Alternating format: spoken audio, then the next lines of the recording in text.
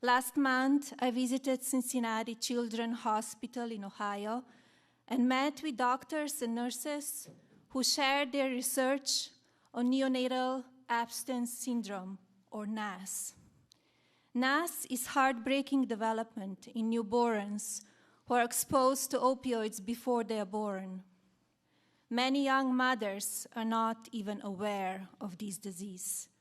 So we must continue to educating them about the real dangers of opioids on unborn babies.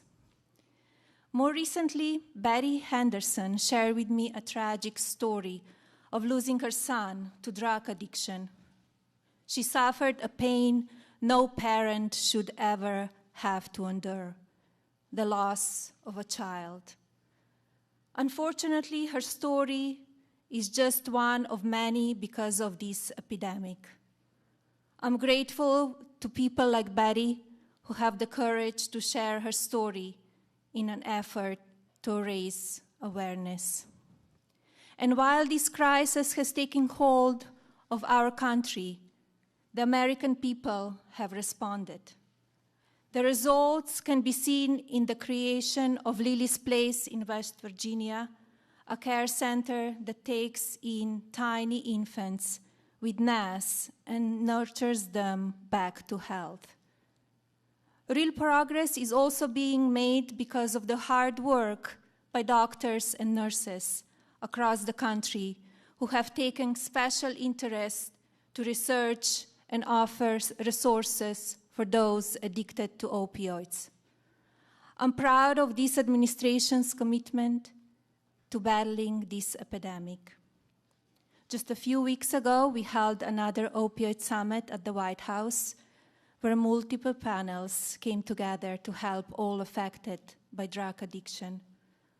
I'm honored to be here with you all today and to work alongside so many people across the country with the shared goal of ending this battle. Thank you to the Manchester Community College for having us today. And now I would like to introduce my husband, the President Donald Trump.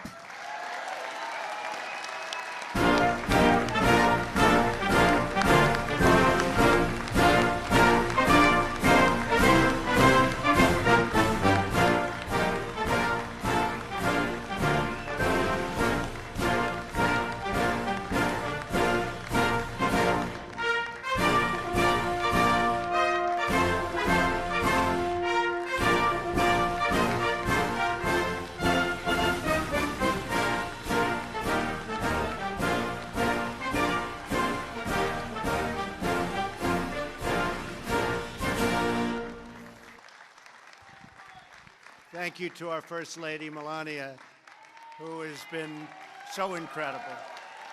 Thank you. And we are blessed to have you as our First Lady. Really are. It's great to be back in the beautiful state of New Hampshire. I don't know if you remember, but this is the first place I came for the primaries yet. And this is the room right here, so I like this room. This has been a good room. We're honored to be joined by your wonderful and very talented governor, Chris Sununu. Chris, thank you. Thank you, thank you, Chris. Oh, and there's another talented governor. Governor Sununu, stand up.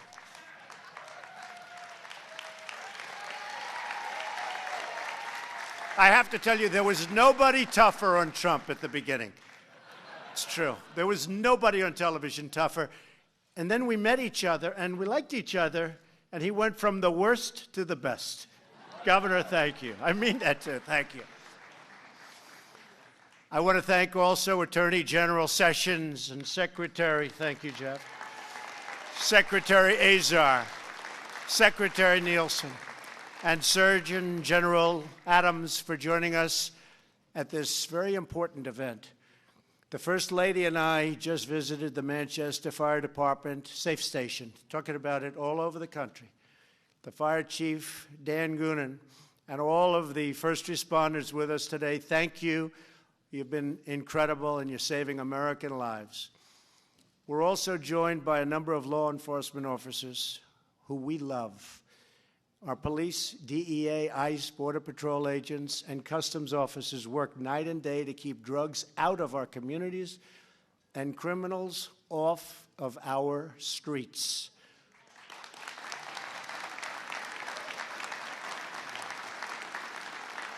So today we thank you, we honor you, and we want you to know that we will always have your backs 100%. Thank you very much, law enforcement. Thank you.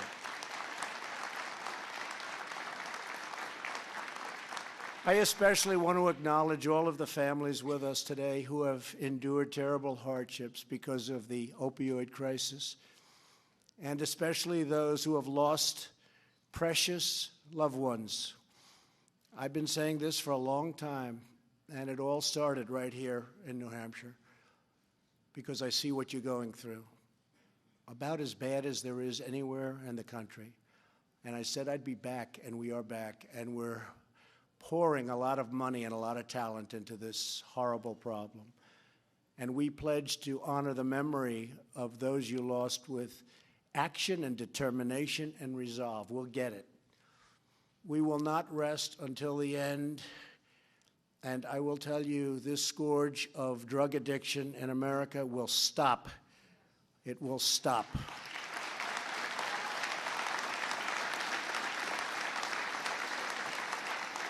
Every day, 116 Americans die from an opioid-related overdose.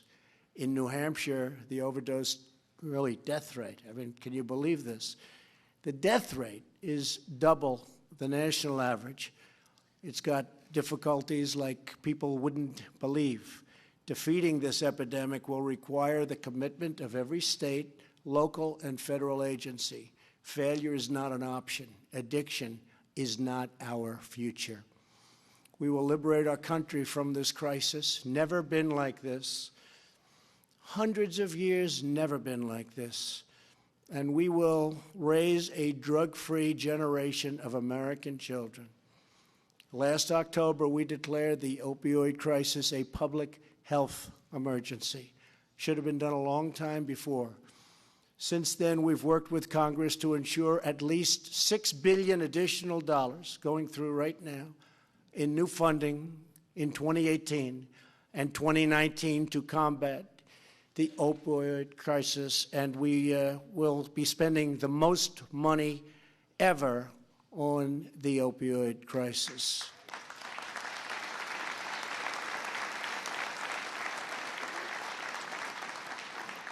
On our most recent National Prescription Drug Take-Back Day, people across the country turned in more than 900,000 pounds of unused or expired prescription drugs, more than the weight of 3 Boeing 757s.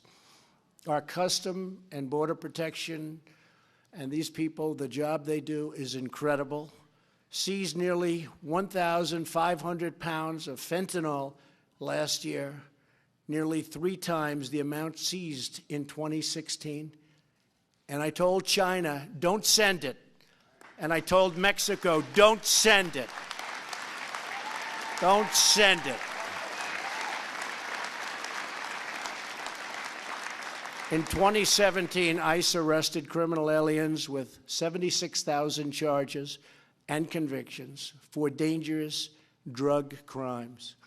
Last year, the Department of Justice prosecuted more than 3,000 defendants in cases involving opioid, all of the trafficking and the related crimes, 3,000 cases, including a pharmacist, a physician's assistant, and an opioid trafficker, each charged with committing serious drug crimes in New Hampshire. Whether you are a dealer or doctor or trafficker or a manufacturer, if you break the law and illegally peddle these deadly poisons, we will find you, we will arrest you, and we will hold you accountable.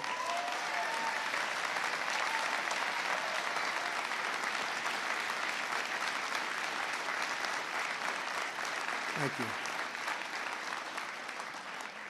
Here in New Hampshire, I applaud all of the drug enforcement agents and law enforcement officers who recently coordinated Operation Granite Shield, an 18-hour enforcement action targeting drug traffickers that resulted in the arrest of 151 people. These are terrible people, and we have to get tough on those people, because we can have all the blue ribbon committees we want, but if we don't get tough on the drug dealers, we're wasting our time. Just remember that. We're wasting our time. And that toughness includes the death penalty.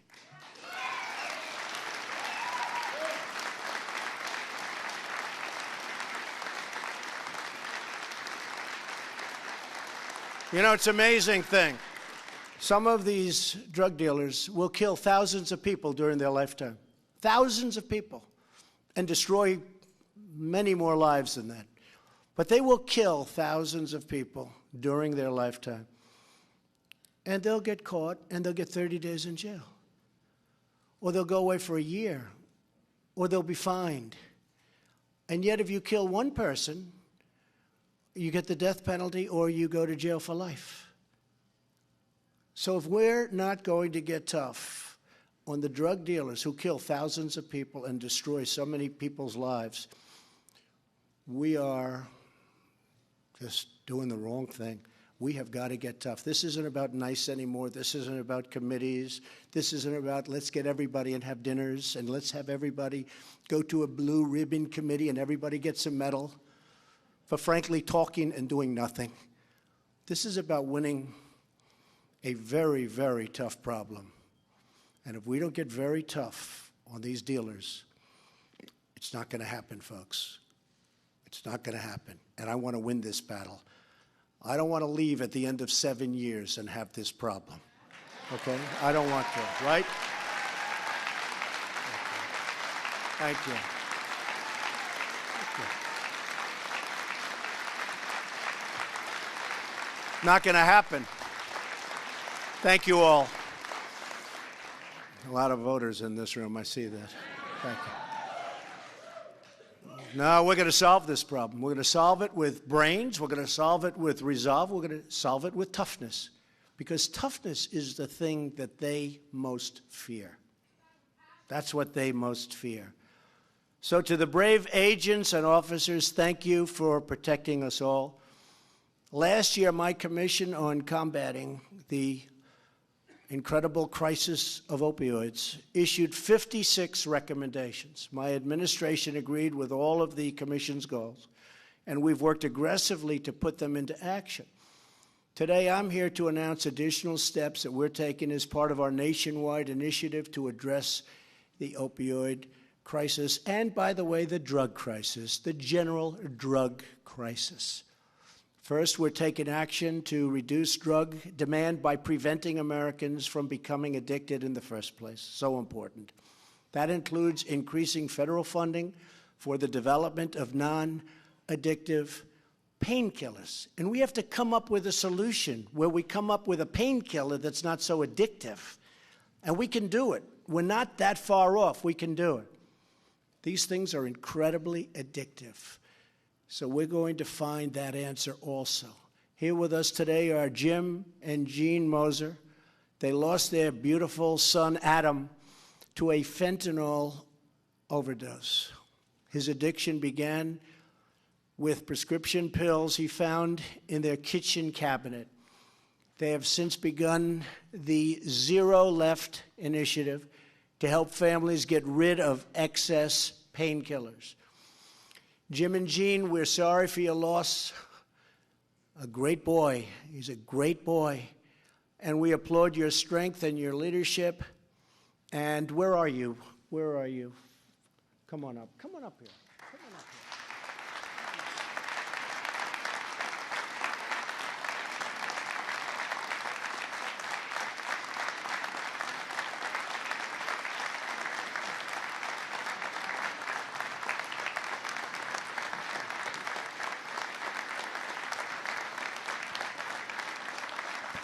Tell us about your boy.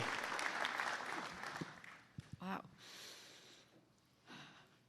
Adam was our oldest son. He was a great kid. He was a smart kid. Grew up out in rural East Kingston, New Hampshire.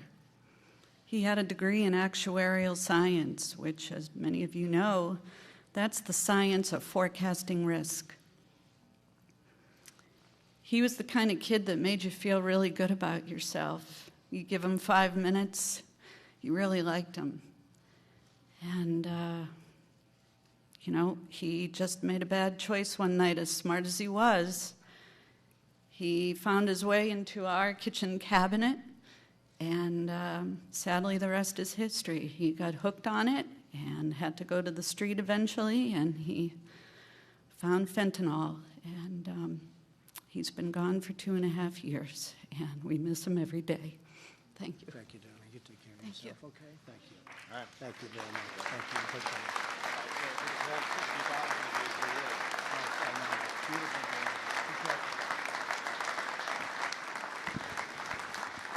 And so many cases like that. We're also taking action to prevent addiction by addressing the problem of over-prescribing.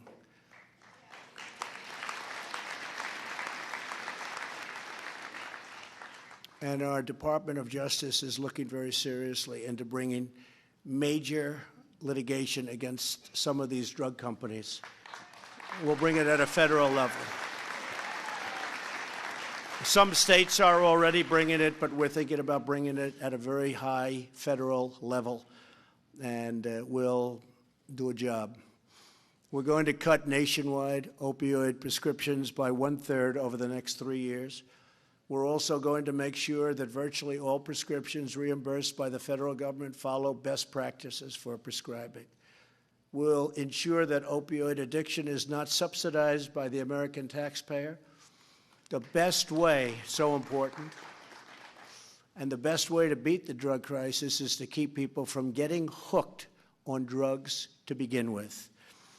As part of that effort, so important, and this has been something that I've been very strongly in favor of, spending a lot of money on great commercials showing how bad it is, so that kids seeing those commercials during the right shows on television or wherever, the internet, when they see these commercials, say, I don't want any part of it. That's the least expensive thing we can do, where you scare them from ending up like the people in the commercials. And we'll make them very, very bad commercials. We'll make them pretty unsavory situations. And you've seen it before. And it's had an impact on smoking and cigarettes. You see what happens to the body. You see what happens to the mind. So we're announcing a new website, crisisnextdoor.gov, where Americans can share their stories about the danger of the opioid addiction and addictions. But we're thinking about doing really a large-scale rollout of commercials that show how bad it is for the kids. And when they see those commercials, hopefully they're not going to be going to drugs of any kind. And we'll save a lot of lives, and we'll make their life a lot easier. This epidemic can affect anyone, and that's why we want to educate everyone. The second part of our initiative is to reduce the supply of illicit drugs. 90% of the heroin in America comes from our southern border, where eventually the Democrats will agree with us and will build the wall to keep the damn drugs out.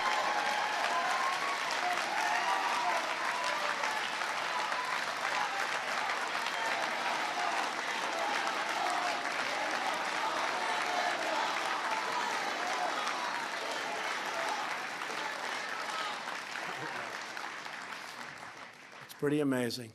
They don't want to go with DACA because they don't care about DACA, but they're trying to tie the wall to DACA and DACA to the wall, and they want to keep DACA for the campaign instead of getting it approved, which we could do very easily. The Republicans are totally in favor of doing something substantial for DACA, but the Democrats like it as a campaign issue, so they don't get it approved.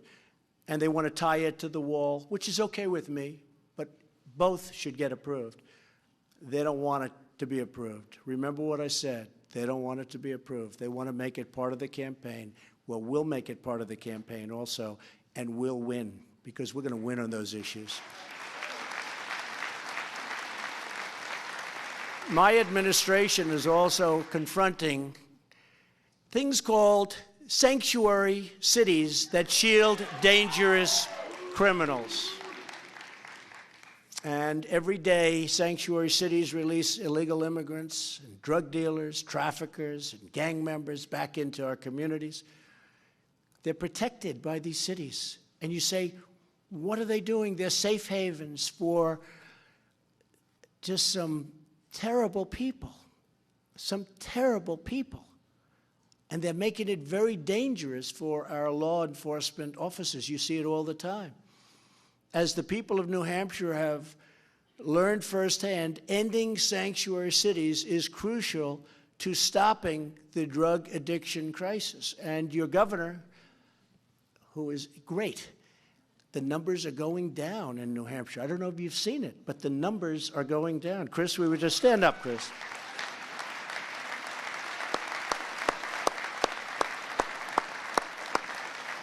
It's really one of the few bright spots where the numbers actually are going down, and that's a tremendous achievement. Thank you, Chris.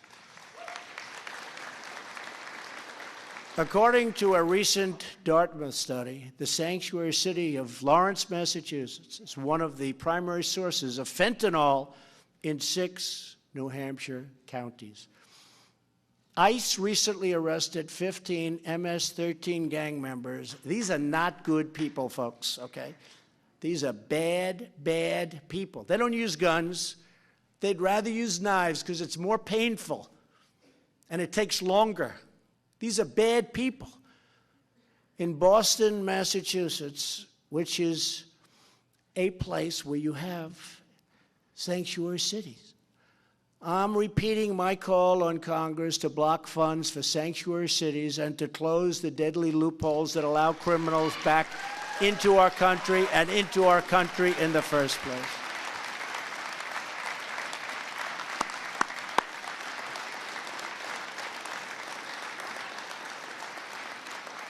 You know, some things are very understandable. We have lots of issues where we're on both sides of an issue, and you can understand the other side even though you don't agree. Sanctuary cities are hard to understand for people because they don't get it. They don't get it. You see what's going on in California, how terrible it is, how dangerous it is, and they're all trying to protect sanctuary cities. And whether it's Kate Steinle or so many others, they'd be around today if these people weren't allowed back into our country through, in this case, the southern border, at least 5 times. And look at the damage. And then look at this verdict. Look at the verdict. Can you believe the verdict? So we have to get a lot smarter. We have to get a lot tougher. And speaking of tough, because here with us today is ICE agent Derek Dunn. Derek worked with state police to uncover a major drug smuggling operation in Lawrence, Massachusetts. Where's Derek? Derek! Where's Derek? Come here, Derek. I love tough guys. We need tough guys. Come here, Derek.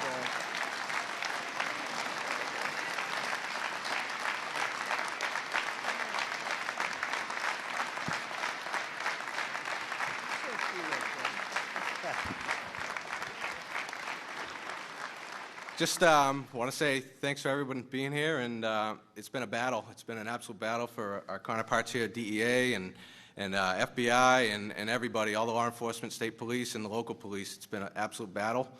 We all work together, and we're going to get this solved. Thank you.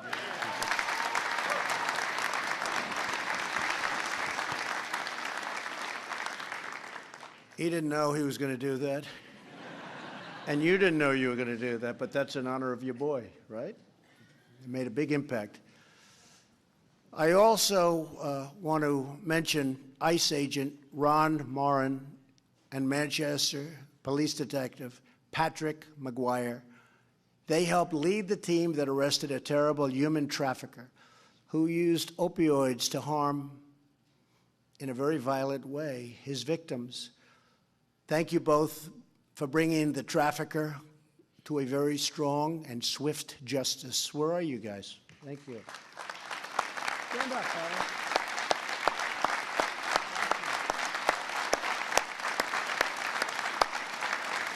Thank you.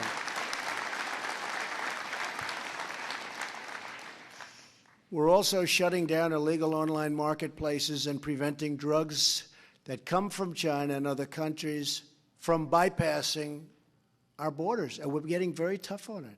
It's not that we have a choice. We don't have a choice. We can be nice, and we can be soft and weak, and you're not going to have a country left. So we have to strengthen up our laws so that we can do what we have to do. We have to stop this from happening.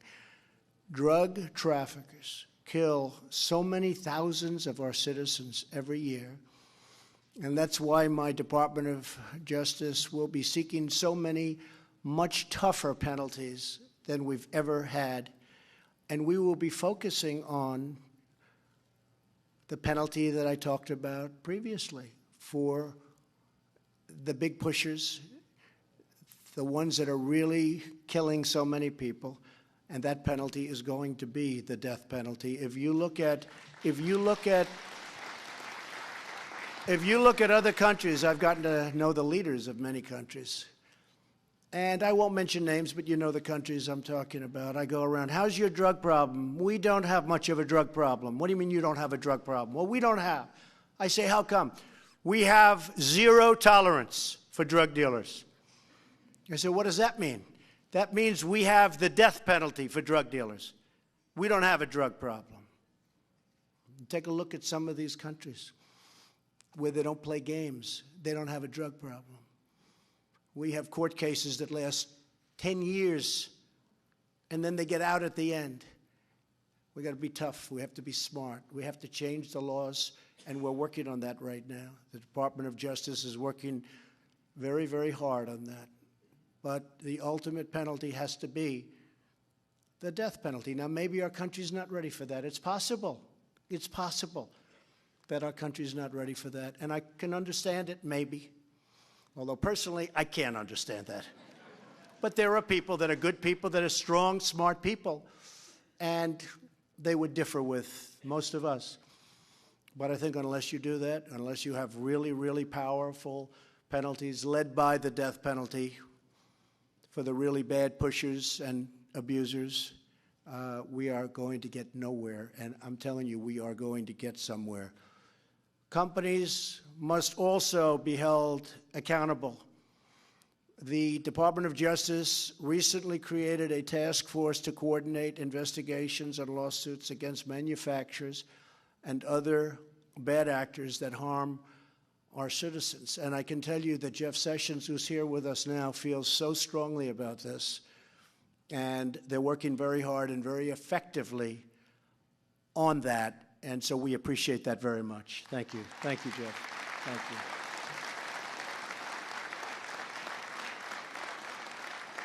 I can think of nothing more important. The third part of our initiative is to get life-saving help to those who need it. We're going to make sure our first responders have access to life-saving, overdose-reversing drugs, which, by the way, are amazing. Here with us today is Mike Kelly, the president of Adapt Pharma. Adapt Pharma makes an overdose-reversing drug for opioids, which I've watched and seen work. It's called Narcan.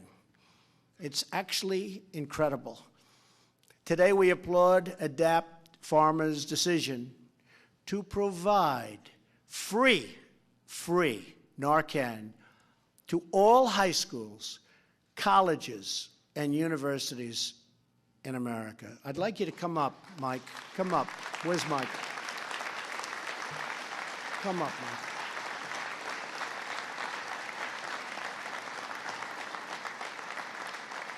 That's really an amazing and generous offer. Thank you. Tell us a little bit about that, Mike, please. Sure. So Adapt is a small company that has a big job, which is to reverse overdoses. And we've provided for free of charge 4 boxes to all colleges and universities in the United States. 2 boxes free for every high school in the United States, as well as educational awareness for the nursing departments as well as the faculty train and teach everybody about the dangers of opioids and the risks, and also the benefits of having Narcan nasal spray near where opioids are. Thank you very much. Thank you. Appreciate it. Thank you, Mike. It's amazing, generous. And I've watched the police and the fire. They come around and they've become so good at it, but I've seen people that are just about dead wake up. Now, the problem is they then go back in many cases to the drugs, and they do it again and again and again. But we have to work on that. We have to work on that very, very strongly. I also want to recommend and commend a Richmond-based company, Kaleo, for donating more than 300,000 doses of their overdose-reversing drug to first responders, which has already saved more than 5,000 lives in a very short period of time. My administration has made clear that medical providers can share crucial information with family members about an overdose so that their loved ones can help them get into treatment. We need treatment. We're making medically assisted treatment more available and affordable, and we continue to increase competition and drive down drug prices. And we're driving them down. We're going to have a major news conference probably at the White House in about a month, because all of you people, and I'm talking about prescription drugs, not necessarily the drugs that we're talking about here, but we pay as a country so much more for drugs because of the drug lobbies and other reasons, and the complexity of distribution, which is basically another term for saying, how do we get more money? And if you compare our drug prices to other countries in the world, in some cases, it's many times higher for the exact same pill or whatever it is, in the exact same package, made in the exact same plant. And we're going to change that. And I would like to ask Secretary Azar just to come up and mention opioid, but also talk about how we're getting your drug prices down. And we've already saved billions of dollars for our country, and it's reflected in much lower drug prices. Watch what's going to happen over a short period of time. This man is one of the great professionals, ran an incredibly successful drug company. Who knows better than the guy running the drug company, Eli Lilly? And that's your company, right, or was? Now you're on the other side, though. So nobody knows better. The most respected man in that industry, and we got him to work because he loves our country. Would you tell them a little bit about what you have planned for drug prices and also opioids in terms of stoppage, please? Secretary. Well, thank you, Mr. President. And, you know, you've done a lot already to tackle this issue of drug pricing. So last year, the FDA approved more generic drugs than it ever has in its history, and that brings prices down for patients, for the system, for everybody. You also changed the rules so our senior citizens pay less out of pocket for their drugs. That's $3.2 billion that they're paying less out of pocket for their drugs when they go to the pharmacy. And then we're going to be rolling out, as you mentioned, in about a month, a whole slate of other proposals around how we decrease the price of drugs and how we bring discounts that the middlemen right now are getting, how those will go to our patients, to individuals. Now, we're attacking this with the same level of action, determination, and resolve that you're bringing to the opioid crisis. And that's where we're focused on prevention and getting that 1/3 fewer illegal opioid prescriptions to our people. The second is stopping the illicit flow of these opioids into our country. And the third is compassionate treatment for people, evidence-based, science-based, compassionate treatment that can help people recover and stay away from relapse. So thank you, Mr. President, for your leadership. Thank you, Alex. You'll be seeing drug prices falling very substantially in the not-too-distant future, and it's going to be beautiful. And I want to thank also Scott Gottlieb. Scott is working on different things, but one of them is called Right to Try. Do you know what Right to Try is? These are for people that are terminally ill.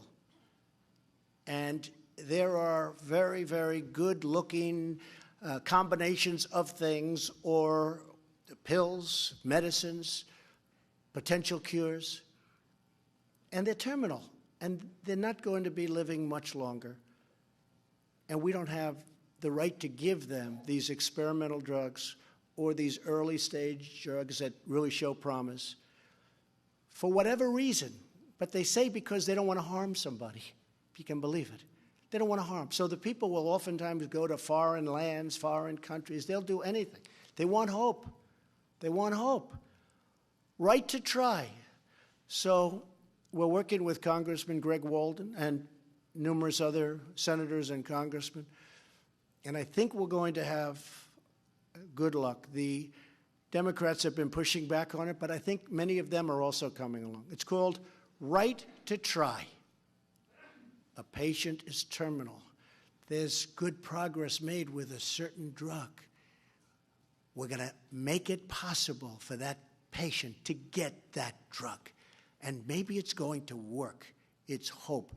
It's incredible. They've been talking about this for years and years and years. We're going to get it approved. So important.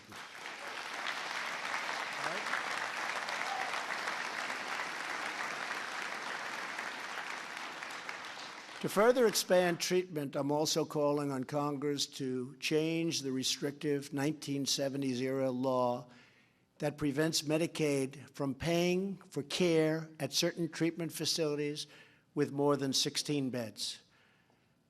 It's such an important factor. In the meantime, my administration is granting waivers to states so they can help people who need treatment now, Governor. We're also going to help inmates leaving prison get treatment so they can have a second chance to become productive, law-abiding citizens.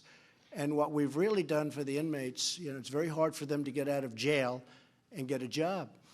What we've really done for them, better than anything we can sign, any legislation that we can pass demanding that you hire, we're getting a great economy. It hasn't been this good in many, many years. Some people say it's never been this good. And what's happened is, as you see, unemployment is way down, and people are starting to hire inmates. And the results are incredible. Some of these employers are calling up saying, wow, what great people. We're giving them a second chance. It's very, very important. So the tremendous economy is helping us very much with that program. We want every American, thank you. We want every American to be able to reach their full God-given potential, and we will succeed together as one people, one nation, and one great American family. Because Americans never give in, and we never, ever give up. This group never gives up, right? Never give up. Your boy. The brave families here today remind us that the strength of America is found in the heart of our people. We see America's heart in the parents who won't accept addiction as the fate of their children. And if something horrible has befallen that family, they go around and they want to make sure it never happens to another family. And that's why we thank you so much, and we thank your boy. He did not die in vain. We see it in the sons and daughters who cheer on moms and dads as they recover. We see it in the doctors and nurses who provide constant and loving care. We see it in the heroic law enforcement officers who race into unimaginable danger. We see it in EMTs and firefighters who act so quickly to save so many lives. And we see this American heart in the men and women who fight every day to help rescue their fellow citizens from the grips of addiction. These are the courageous souls who remind us that For America, there is nothing beyond our reach, nothing at all. Nothing. We will defeat this crisis. We will protect our beautiful children, and we will ensure that tomorrow is better, brighter, stronger, and greater than ever before. Because as long as we have trust in our citizens, pride in our country, and faith in our God, we will not fail.